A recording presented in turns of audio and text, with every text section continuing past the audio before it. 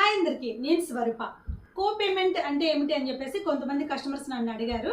So ఈ రోజు కో payment అంటే ఏమిటి అన్నది ఈ వీడియోలో చూద్దాం.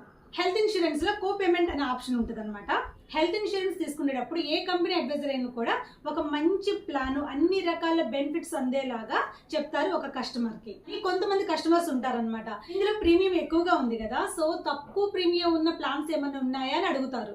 అప్పుడు కొన్ని కంపెనీ వాళ్ళు కో పేమెంట్ ద్వారా వాళ్ళకి పాలసీ ఇవ్వడం జరుగుతుంది.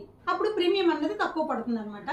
కో పేమెంట్ ద్వారా పాలసీ తీసుకున్నట్లయితే మీరు హాస్పిటలైజేషన్ అయిన తర్వాత బిల్స్ కట్టాలి కదా. సో మీరు అంటే కస్టమరు ఒక ఇంత పర్సెంట్ అని బిల్ కట్టాల్సి వస్తుంది, మిగతాది కంపెనీ ఇస్తుంది అనమాట.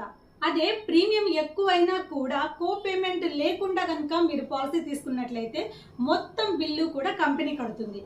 కొంచెం ప్రీమియం కోసం మీరు ఆలోచించారనుకోండి, లక్షల్లో బిల్లు మీరు పే చేయాల్సి వస్తుంది. సో నివాబుపా హెల్త్ ఇన్సూరెన్స్ కంపెనీలో కో పేమెంట్ అండ్ ఆప్షన్ లేదండి.